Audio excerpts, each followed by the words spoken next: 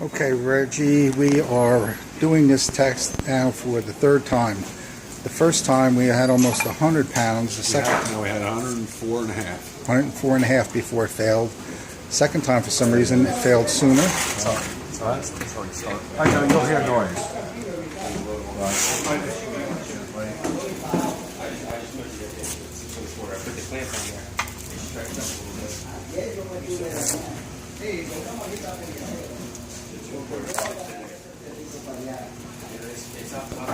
Yeah, you're at 104 pounds now. That's 104? That's 104. Well, that's tough on the ears.